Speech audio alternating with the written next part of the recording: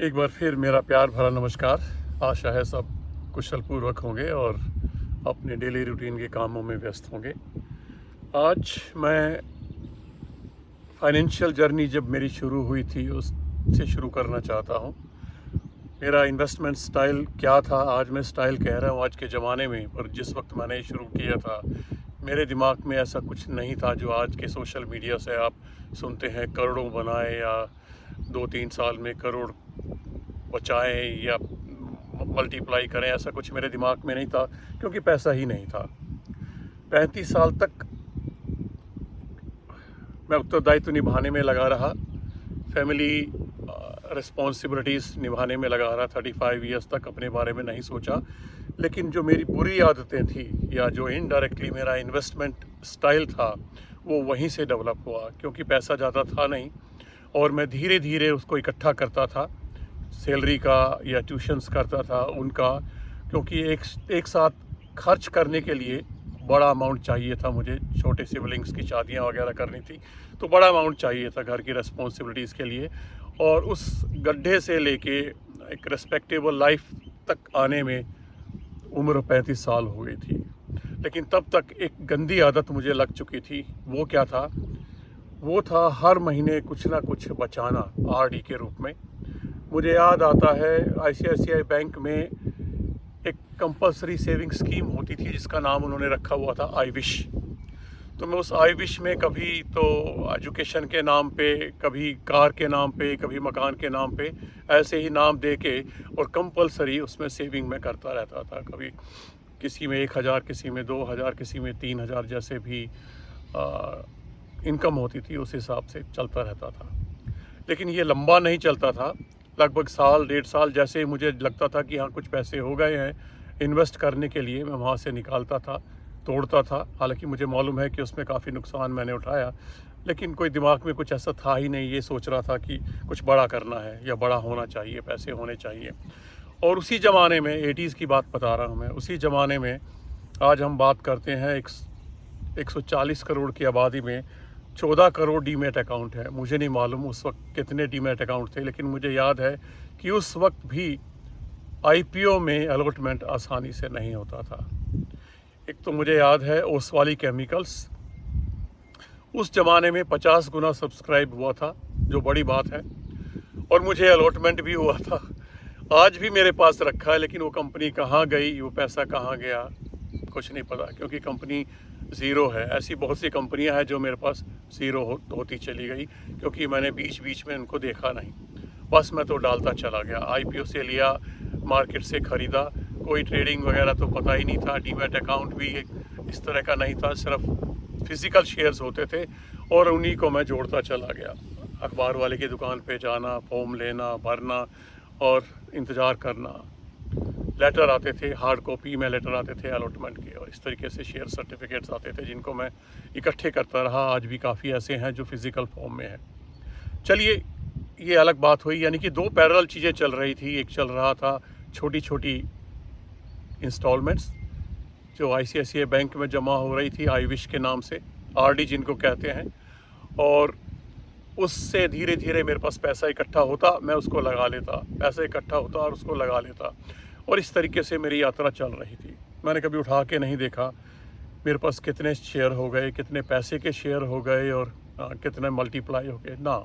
इतनी जागरूकता थी ही नहीं। और एक टर्म जो मैं अगली बार शायद यूज़ करूँगा, फाइनेंशियल लिटरेसी, जो आज भी लोगों में नहीं है, मुझ में भी नहीं थी, मैंने कभी सोचा ही नहीं था, क्योंकि गाँव की पृष्ठभूमि से निकला था। इतनी लंबी चौड़ी सोच उस वक्त नहीं थी। पर यह ज़रूर था कि एक आदत मुझे लग गई थी कि शेयर मार्केट में कुछ ना कुछ लगाना है और भूल जाना है, और आरडी को लगातार करते रहना है, और जैसे ही पैसे इकट्ठा होता है उसको शेयर मार्केट में लगा देना है या गोल्ड खरीद लेना है। इस तरीके छोटी मोटी इन्वेस्टमेंट करते रहना है। ये सिलसिला चलता रहा, जो आज भी कायम है। आज भी मैं यहाँ पर कुछ, यहाँ आरडी तो नहीं कहते, यहाँ पर कहते हैं सीरियस सेवर अकाउंट्स। उनके अंदर चाहे मैं $50 डालूं, पर मैं हर महीने डालता हूं, और इस तरह के मेरे 2-3 अकाउंट तो हमेशा होते ही हैं। और साल के बाद या 1.5 साल के बाद या 6 महीने के बाद जैसी ज़रूरत होती है मैं विड्रा कर लेता हूं और इस्तेमाल कर लेता हूं जहां भी मुझे करना होता है। इस दौरान एक और गंदी आदत मुझे लगी क्रेडिट कार्ड, क्योंकि उसके बिना मेरा गुजारा ही नहीं था। मैंने क्रेडिट कार्ड शुरू किया। क्रेडिट कार्ड शुरू करते करते, खर्च करते करते, और इतनी गंदी आदत हो गई कि मेरी ज़िंदगी क्रेडिट कार्ड के सहारे ही चलने लगी। वो आदत आज भी नहीं छूटी है, और आज भी मेरे पास शायद 5 क्रेडिट कार्ड आज भी हैं मेरे पास, जो लगभग फुल हैं, चल रहे हैं। गंदी आदत है। ब्याज शायद मैंने लाखों रुपए और हज़ारों डॉलर का दिया है, तो चल रहा है, लेकिन उसके बिना गुजारा नहीं है, क्योंकि खर्चे इतने पाल लिए हैं, या फिजूल खर्ची इतनी है जिस पे मैं कंट्रोल करना धीरे धीरे सीख रहा हूँ। मुझे याद आता है कि अगर मैं शुरू से कैलकुलेट करूँ तो शायद मैंने एयरलाइंस को ही शायद 1.5-2 करोड़ रुपया दे दिया टिकटों में। तो बस फिजूल खर्च की आदत है, और मैं इसलिए आपके साथ शेयर कर रहा हूँ कि आप मेरी इस इन्वेस्टमेंट स्टाइल को डिकोड करें। मैं भी करूँगा, बाद में कंक्लूड तो करूँगा कि क्या आपको करना चाहिए। और स्पेशली ये उन लोगों के लिए है जिनके सपने बड़े हैं, जो आप 15,000, 20,000, 25,000 कमाते हैं, 1 लाख भी कमाते हैं महीने में, और करोड़ों की बात करना चाहते हैं, करोड़ों के ख्वाब पूरा करना चाहते हैं। कर सकते हैं आप। सोशल मीडिया तो आपको 10,000 में करोड़पति बना देगा, लेकिन ये इतने आसान नहीं है। ये मंजिल बहुत मुश्किल है। लेकिन इसके लिए आपको, फिर मैंने पिछले वीडियो में आपको बोला था, वेल डिसिप्लिन वे में कंसिस्टेंटली एक लमसम अमाउंट हर महीने डालना पड़ेगा। और आप अपना सकते हैं मेरी ही तरह, साल में, 2 साल में, 1.5 साल में जैसे ही इकट्ठा होता है उसको आप इन्वेस्ट कर लें।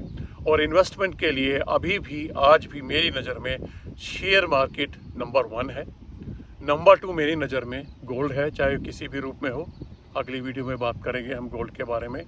या आपके पास अगर अच्छा अमाउंट जमा हो गया है तो आप प्रॉपर्टी भी खरीद सकते हैं, लेकिन वो प्रॉपर्टी ऐसी ना हो जिसको आप 20 साल या 30 साल के लोन पे उठाएं और शुरू के 10 साल में इतना ब्याज भर दें कि आपका प्रिंसिपल 5% या 10% ही कम हो, 10 साल में सारा ब्याज में जाए। दैट इज़ यूजलेस और एक अच्छा वाइज डिसीजन नहीं है। तो इस तरीके से जर्नी चलती रही, और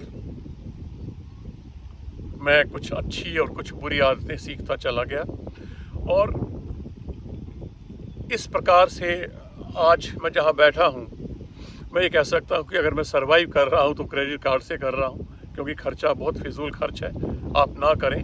लेकिन मैं ये भी नहीं कहूँगा कि आप कल, सुनहरे कल के लिए जो आपने देखा नहीं है, आज को कुर्बान कर दें।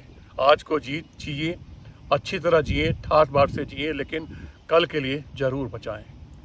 अब इसमें कंक्लूड करना चाहूँगा मैं 2-3 बातों के साथ। नंबर 1, जो भी आपकी इनकम है वो बैंक में आनी चाहिए। जो भी आप कमा रहे हैं, जोड़ रहे हैं, सब बैंक के थ्रू होना चाहिए, यानी कि ब्लैक एंड वाइट में होना चाहिए। 2 नंबर में आप घर में रखेंगे, यूज़लेस है, क्योंकि आप उसको दिखा नहीं सकते हैं, और उसके भरोसे पे आप लंबा गेम नहीं खेल सकते हैं। इसलिए ब्लैक एंड वाइट में रखिए। इनकम टैक्स बनता है तो दीजिए। इनकम टैक्स बचाने के बहुत तरीके हैं। ATC वगैरह में सेविंग्स वगैरह कीजिए, कोई मुश्किल काम नहीं है। लेकिन जो पैसा आपके पास होगा, निधड़क होकर, बेखौफ होकर आप उसको इन्वेस्ट कर सकेंगे, और कल को आने वाले टाइम में आप कह सकेंगे कि मैं करोड़पति हूँ, ऑफिशियल होंगे आप। दूसरी चीज़, आप इस तरह से इन्वेस्टमेंट को जारी रखिए, चाहे वो सिप के रूप में हो, चाहे वो सो कॉल्ड मेरी RD के रूप में हो, और जब इकट्ठा हो जाए उसको लगाते रहिए। और उसके बाद ज्यों ज्यों आपकी इनकम बढ़ती रहे, आप उस RD को, उस सेविंग को बढ़ाते रहिए, लेकिन लाइफ को एंजॉय भी साथ साथ करते रहिए। ये मत सोचिए कि कल बुढ़ापे में मेरे पास 5 करोड़ होंगे, 10 करोड़ होंगे, तब मैं अपने पैसे को एंजॉय करूँगा। लेकिन आप ये मत भूलना कि जब आप बुढ़ापे में आपके पास 10 करोड़ होंगे तो शायद आपके पास दांत नहीं होंगे, चलने के लिए पैरों में दम नहीं होगा, फ़्लाइट में बैठते हुए या सफ़र करते हुए या ड्राइविंग करने में आपको दिक्कत आएगी। तो क्या करेंगे उस पैसे का 10 साल या 15 साल के बाद?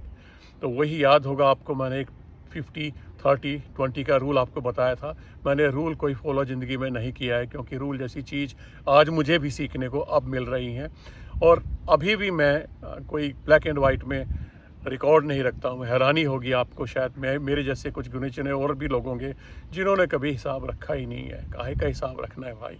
हमें पता है, हम जागरूक हैं, हमें कुछ बचाना है, हमें कुछ इन्वेस्ट करना है, लेकिन लाइफ को भी, आज की लाइफ को जीना भी है।